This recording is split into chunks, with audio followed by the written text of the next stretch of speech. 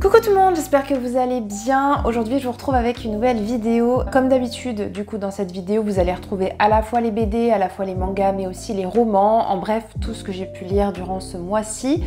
Je ne vais pas m'étendre sur tous parce que sinon la vidéo risque de durer très longtemps. Mais si vous avez envie, si vous avez besoin, n'hésitez pas à prendre un petit chocolat chaud, un petit thé, un café, ce que vous voulez. Un petit plaid même s'il fait froid chez vous. En tout cas, là où je suis, ça va pour l'instant, il fait pas si froid que ça. Voilà, j'espère que vous êtes prêts pour cette vidéo, que vous êtes bien installés et c'est parti. On va commencer comme d'habitude par les romans. Je vais faire par ordre chronologique et malheureusement, le premier livre que j'ai lu de septembre, c'est un abandon.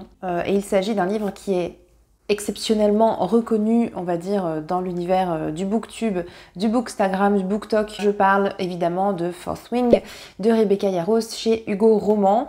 Ça a été un abandon pour ma part parce que j'ai trouvé que c'était une romantasy assez classique qui n'avait rien de particulier, il n'y avait pas de saveur particulière. J'ai vu certaines critiques, notamment une vidéo que je vous mettrai en barre d'infos de quelqu'un qui disait que c'était un livre qui avait été vraiment conçu pour plaire et que ça se ressentait, je trouvais, dans la manière dont les choses étaient écrites. Je trouve que c'était à un rythme qui était assez lent. Je l'ai écouté en livre audio et j'ai écouté à peu près les 3/4 du livre et je me suis dit bon, c'est bon, j'en ai assez vu, j'ai pas forcément envie de terminer ma lecture. Ça commence assez fort, mais après je trouve qu'on tombe dans quelque chose d'assez routinier où le personnage principal va s'entraîner et l'histoire n'avance pas beaucoup. Elle va devenir de plus en plus forte, qu'elle va pouvoir surpasser certains qui au début lui mettaient des grosses raclées. Le personnage féminin, je l'ai pas forcément trouvé exceptionnel, je l'ai pas forcément détesté non plus, mais c'est plus la relation qu'il y avait avec le personnage masculin principal, Xaden. La fausse relation d'enemies to lovers qui est construite, enfin je sais pas, moi, pour moi c'était pas, ça l'a pas fait quoi, ça l'a pas fait. Pour moi il manquait des éléments qui rendaient vraiment le récit beaucoup plus dynamique, plus complexe, plus peut-être nuancé aussi en termes de personnages. On reste dans de la romantasy avec Le Pont des Tempêtes, le 4e tome, La guerre sans fin de Daniel L. Jensen aux éditions Brajlon, que j'ai vraiment adoré. J'adore vraiment cette saga. Celui-ci a vraiment été une super lecture. Mais c'est passé vraiment à ça du coup de cœur. Le tome 3 m'avait quand même beaucoup moins plu parce que ça n'apportait pas grand chose à l'histoire. On avait quand même de nouveaux personnages, mais disons que c'était un remake du 2e tome, donc un peu moyen. Mais ce 4e tome, je trouve que l'autrice arrive vraiment bien à nous faire saisir les difficultés des personnages. C'est des vraies difficultés. On a du coup Kéris qui est le futur roi de Maridrina. Et notre personnage féminin, c'est Zara, qui est la fille de l'impératrice de Valcota. Et donc du coup, c'est deux pays qui se font la guerre depuis très longtemps. Et en fait, eux, ils ont envie de paix, ils ont envie de mettre fin à cette guerre, justement, cette guerre sans fin. Et le gros dilemme, en fait, c'est que soit ils restent ensemble parce qu'ils s'aiment, forcément, sinon c'est pas drôle. Donc soit ils restent ensemble et ils font leur vie, mais sachant que s'ils veulent être ensemble, soit ils vont rejoindre tel ou tel pays ou ils vont carrément partir. Et du coup, cette guerre va continuer parce qu'en fait, c'est quasiment les seuls qui en ont marre de cette guerre. C'est les seuls qui ont le pouvoir de faire quelque chose pour l'arrêter. Ou soit ils vont diriger chacun de leur côté leur pays et faire en sorte du coup que les pays arrêtent la guerre. Et voilà, il faut qu'ils soient à la tête des pays pour que ça arrive. Et je trouve que c'est vraiment un dilemme en propre, en vrai, en dur, qui est difficile à surpasser pour des personnages. J'ai aussi adoré avoir d'autres facettes de ce monde, d'autres lieux. On arrive au tout début du roman dans une prison où sont vraiment les personnages les plus dangereux, les prisonniers valcotiens en fait. Et Zara va être envoyée là-bas, donc on rencontre de nouveaux personnages, on a de nouveaux mystères parce qu'on ne sait pas vraiment qui ils sont, c'est des prisonniers, normalement les pires du pays, et donc on ne sait pas ce qu'ils ont fait avant, est-ce qu'ils ont tué des gens, est-ce qu'on peut se fier à eux, enfin voilà. C'est vraiment, je trouve, un 4e tome qui est vraiment très bien, donc si vous ne connaissez toujours pas Le Pont des Tempêtes, je vous le conseille très fortement. On reste dans de la fantasy romantasy, je dirais que c'est un peu de la romantasy aussi. C'est Ce Royaume tissé de Tahereh Mafi, donc j'ai lu le premier tome de cette trilogie. C'est édité par De Saxus et j'avais vu très peu d'avis sur ce roman. Je me suis dit que c'était parce qu'il ne devait pas forcément avoir eu de très bonne critique. Les gens n'aiment pas trop dire quand ça ne leur plaît pas, surtout si c'est une maison d'édition qui vous a envoyé un service de presse. Moi je voulais vraiment essayer cette saga parce que j'avais adoré la série de Tahereh Mafi que tout le monde connaît, celle de Ne me touche pas, donc avec Juliette, cette jeune fille qui tue les gens en les touchant. Et donc qui reste enfermée dans une tour, etc. J'avais adoré la lecture de cette saga. Elle a d'ailleurs été rééditée chez Michel Lafon. Là, elle est en librairie actuellement avec les magnifiques couvertures des éditions originales.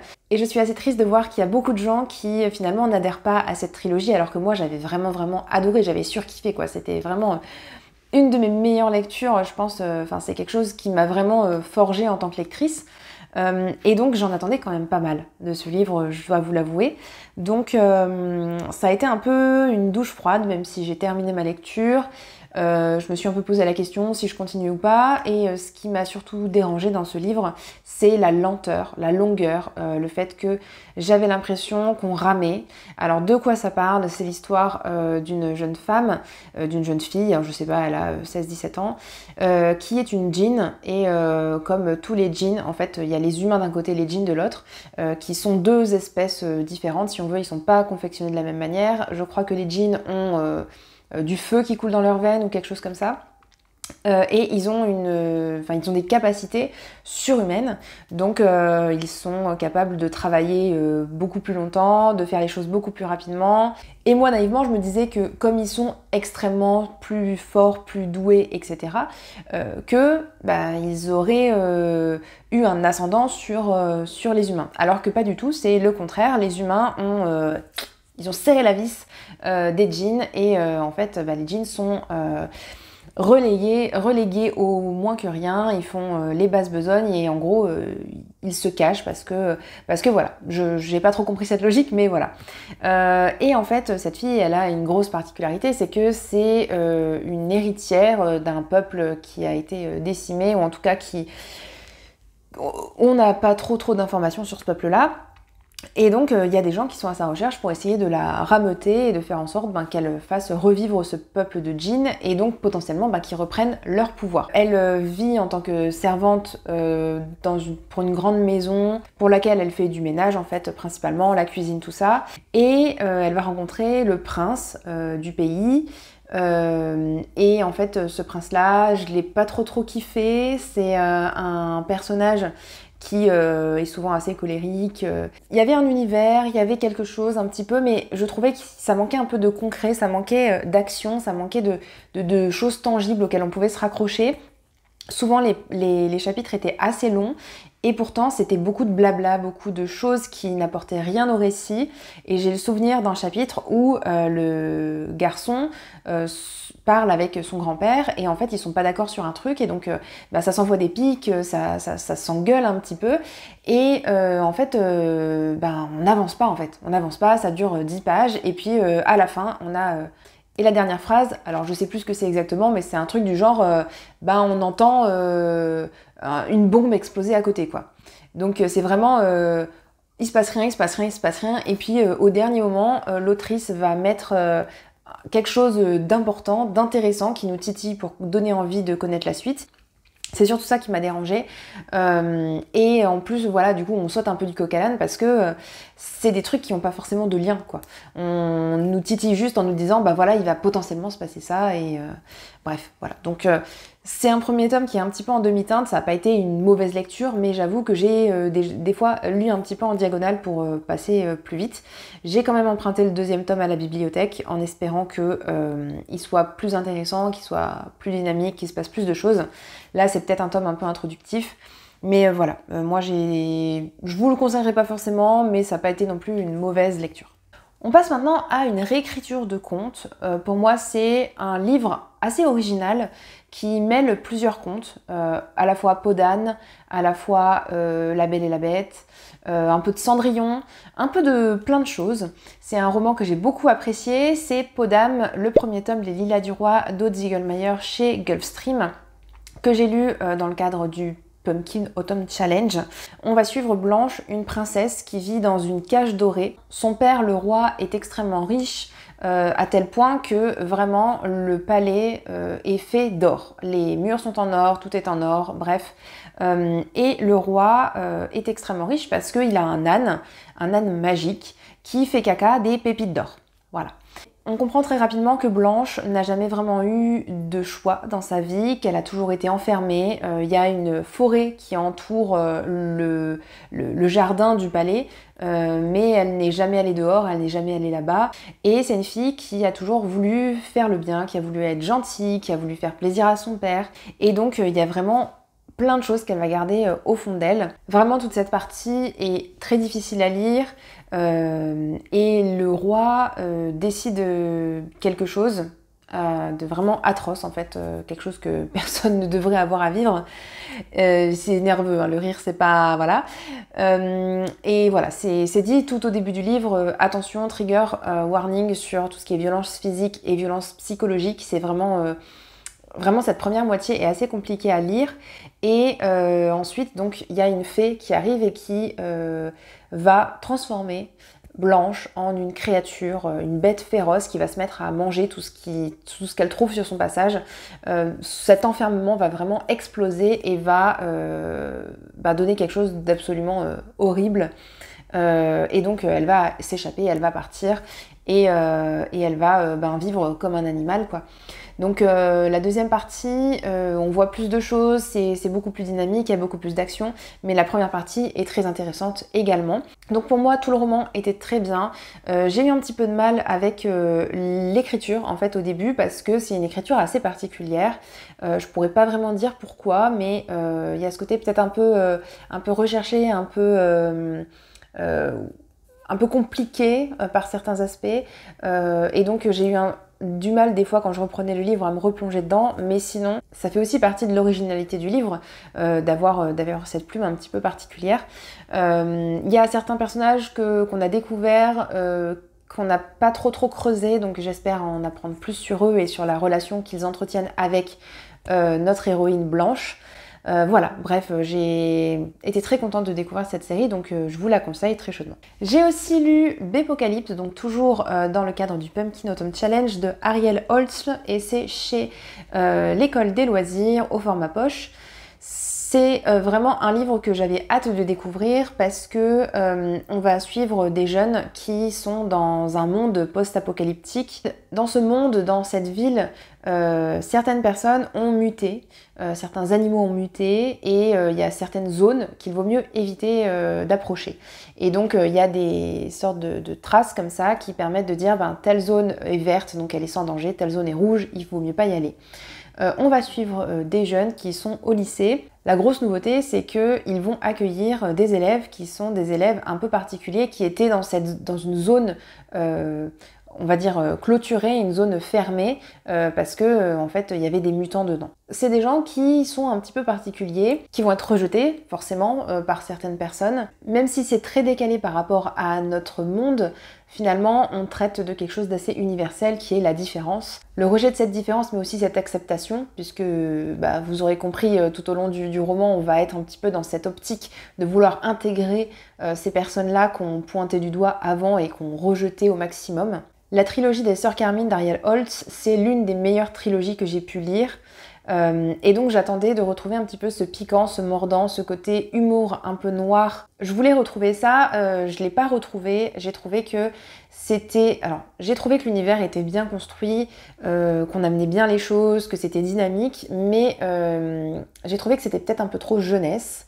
Et c'est ce que j'aurais tendance à lui reprocher parce qu'en soi l'histoire n'est pas mauvaise, mais de dire oui les différences il faut les accepter et aussi le côté ceux qui paraissent gentils ne sont pas forcément les gentils et ceux qui paraissent méchants ne sont pas forcément les méchants. Je ne saurais pas vraiment mettre le doigt sur le pourquoi du comment. Peut-être que c'est aussi les interactions avec les personnages, le fait que ce soit vraiment des ados et donc on leur met des caractéristiques très adolescentes de jeunes qui ont la flemme, qui vont faire des trucs interdits, tout ça.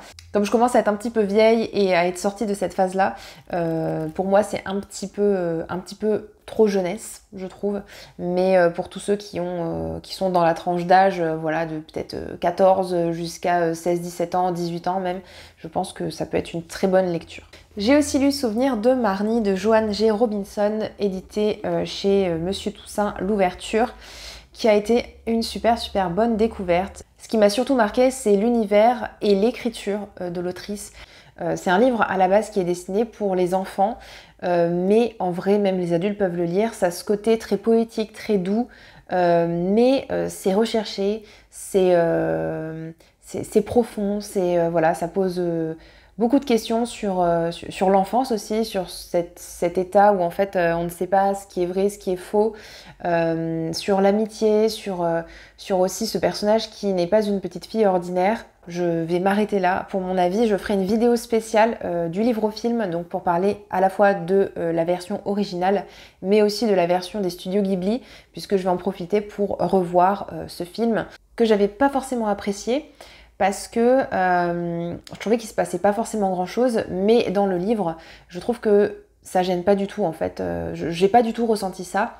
Je vais garder le reste des éléments pour une vidéo spéciale, donc si vous voulez la voir, n'hésitez pas à vous abonner pour ne pas la rater. Je vais finir avec Traverser les montagnes et venir naître ici de Marie Pavlenko aux éditions Les Escales. Donc c'est un livre pour adultes que j'ai écouté en livre audio. J'ai déjà lu beaucoup de livres de Marie Pavlenko et je les ai tous adorés, alors à des degrés plus ou moins importants, mais c'est vraiment une autrice française que j'adore. Et pour ce roman-là, j'en attendais beaucoup du coup. Le souci, c'est que je ne sais pas si c'est la lecture audio ou si c'est le livre en lui-même, mais j'ai pas été aussi touchée que j'aurais voulu et que j'aurais cru à l'origine. Donc de quoi on parle? On va parler de deux femmes. Une première qui s'appelle Iris, si je me trompe pas, je ne sais plus, qui est une femme qui a décidé de tout plaquer, de partir de la ville où elle habitait pour aller habiter dans les montagnes, dans un coin totalement perdu. Elle a trouvé une maison et elle est partie sur un coup de tête. Elle a besoin d'air pur, elle a besoin de verdure, voilà, de vraiment se ressourcer, de se retrouver. Et elle va recueillir chez elle une jeune femme qui n'est pas encore majeure, qui vient de traverser la frontière italienne, qui vient d'arriver du coup des montagnes et qui est une réfugiée. Voilà. Et cette fille a en plus un secret, en plus quelque chose de très important en elle, qui complexifie encore les choses.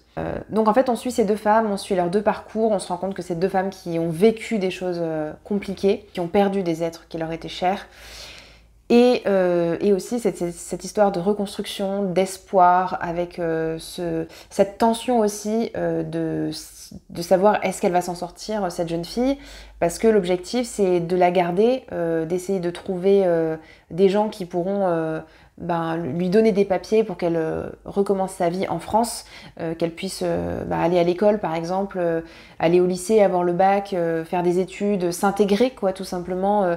Mais j'aurais voulu être plus touchée, j'aurais voulu être plus immergée dans le récit. Il y avait peut-être des fois des choses qui étaient un peu trop longues, trop lentes, je ne sais pas, je saurais pas vraiment situer le pourquoi du comment, j'ai pas été si touchée que ça, mais je pense que ça reste un livre vraiment très intéressant, qui est très impactant, même si pour moi je suis passée malheureusement un petit peu à côté. On en a fini pour les romans, on va passer aux BD.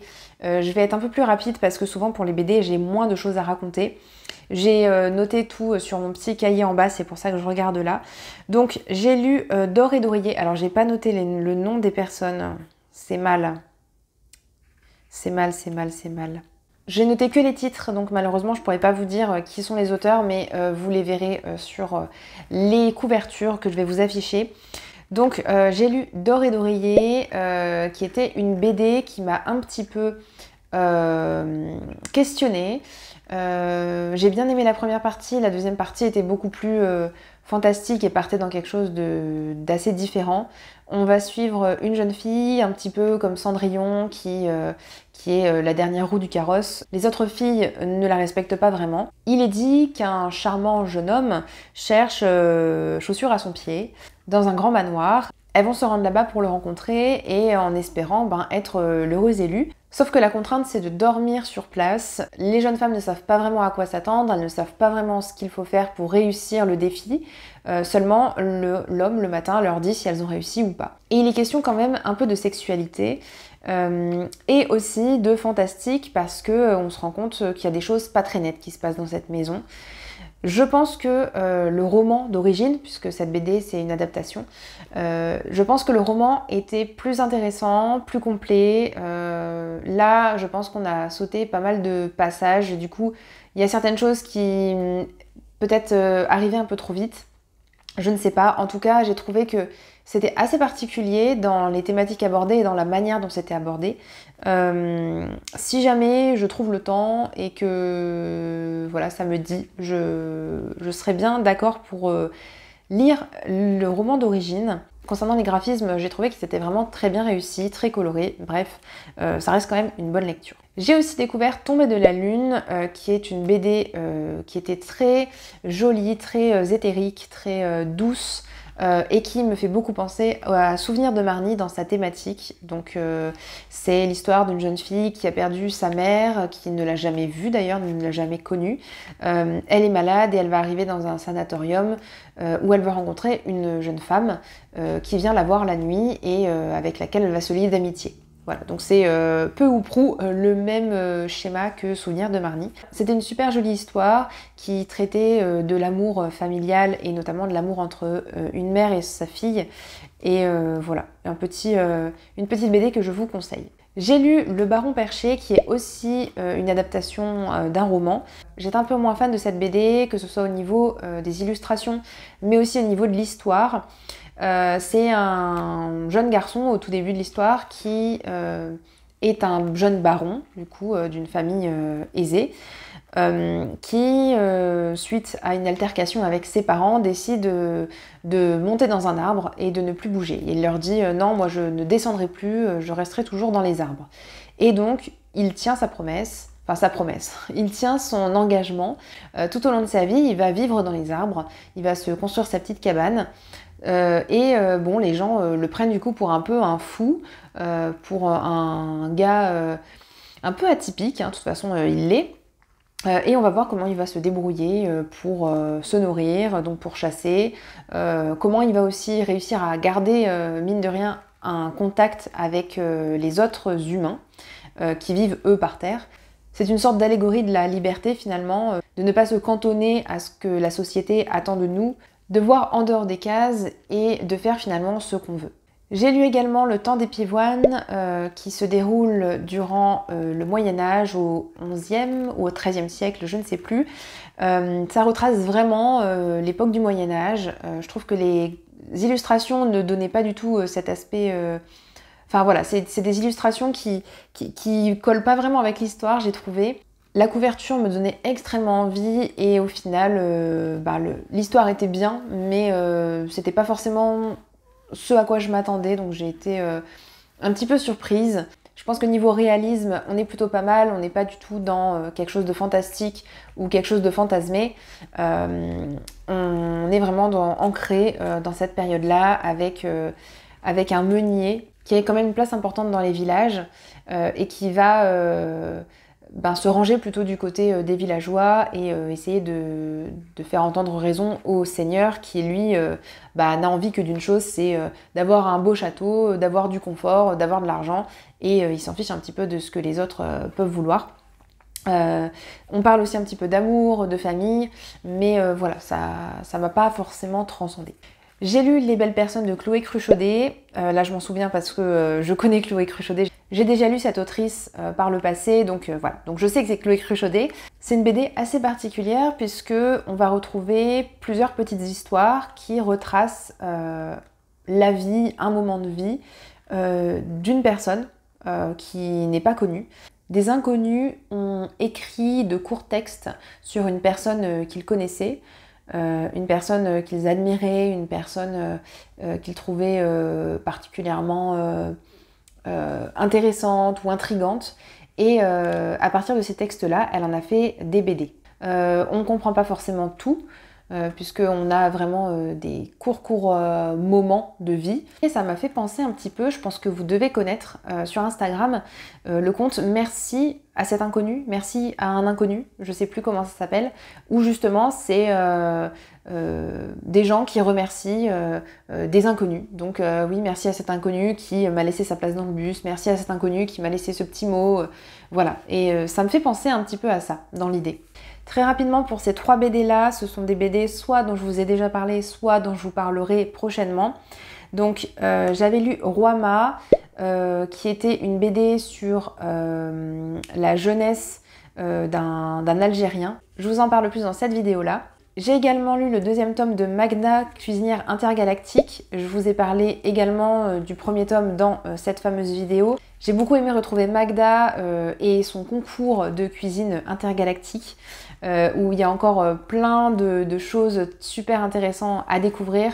Les illustrations sont vraiment magnifiques, l'univers qui a été créé par les auteurs est vraiment super chouette, donc je vous le conseille. Et la dernière BD c'est Revoir Comanche, qui est une BD dont je vous parlerai très prochainement dans la vidéo des BD du Festival d'Angoulême, mais pour les BD qui ont reçu un prix, puisque celle-ci a reçu le prix SNCF Polar, le Fauve, SNCF Polar, quelque chose comme ça. J'ai noté 3 BD en plus, mais malheureusement je pense que la vidéo dure déjà assez longtemps comme ça, donc je vous en parlerai dans mon prochain bilan lecture. Sinon vous pourrez retrouver mes avis sur mon compte Instagram, donc qui s'appelle Elliqualéa. Vous pouvez retrouver aussi le lien en barre d'infos si jamais vous voulez aller me rejoindre là-bas. On va passer au manga, dernière catégorie de cette vidéo. J'ai commencé quand même quelques séries en septembre. Donc j'ai commencé Silence de Yann Vornier, qui est édité chez Kana. Une série shonen, donc qui est française, hein, puisque Yann Vornier est français. On va suivre dans cette histoire un monde qui est complètement glacial, où les monstres sont arrivés sur Terre. On suit une colonie qui a trouvé refuge sous une ancienne église, et on va suivre un des personnages, un jeune garçon, qui pour la première fois va sortir avec d'autres personnes plus expérimentées pour aller récupérer des ressources, récupérer de la nourriture. C'est un garçon qui est apprécié de tous, mais qui va faire une bêtise en fait en sortant, qui va faire du bruit. En fait, dans ce monde-là, à partir du moment où on ne fait pas de bruit, en fait, les monstres ne vous repèrent pas.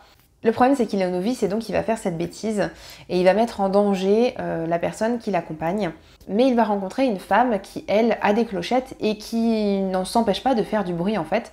Et pour autant, elle est toujours vivante, elle vit à l'extérieur. J'ai adoré ce 1er tome, ça a été un coup de cœur. La série est encore en cours, il y a 4-5 tomes je pense. Je vous ferai une vidéo spécifique dessus comme d'habitude, donc je vais pas trop m'épancher dessus, mais que ce soit au niveau graphisme, que ce soit l'univers, que ce soit les petits monstres, enfin petits monstres qui ont été créés, je m'entends vraiment, il y a ce côté très original aussi du fait qu'ils ne peuvent pas faire de bruit, ils n'ont pas le droit de parler. Bref, je ferai une vidéo spécifique dessus, donc je vais pas trop m'épancher tout de suite. J'ai également lu Free Run, le 1er tome et le 2e. Je vous ai fait une vidéo dessus, je vous envoie aller la voir si ça vous intéresse. J'ai également lu le 2e tome de Run to Heaven de Tohan, édité chez Mangetsu, si je me trompe pas. J'ai très peu de souvenirs de ce 2e tome. Je l'ai lu il y a un petit moment quand même, il y a presque un mois. Mais le 1er tome m'avait beaucoup plu. Ce 2e tome, honnêtement, je ne sais... Enfin si, j'ai de vagues souvenirs, mais voilà. Je continue la série, ma foi, je verrai bien où on va avec le 3e tome. J'ai lu également L'Auberge de la Vie, qui est un petit josei en 2 tomes. Je vous ferai une vidéo spécifique sur les petites séries courtes, puisque j'en ai plusieurs qui vont arriver là, dont The Song About Green, qui est aussi une petite série terminée en 2 tomes. Pour L'Auberge de la Vie, c'est une série plutôt dramatique, mélancolique, où on va suivre une auberge qui est comme ça au bout d'un chemin au bord de la mer, où en fait il y a les gens qui veulent mettre fin à leur jour se rendent de là. Et donc on va croiser plein de personnages qui ont des vécus compliqués. Et pour l'autre série, donc The Song About Green, c'est une jeune fille qui adore la musique, qui est super intéressée par ça, qui va rencontrer un garçon qui joue dans un groupe.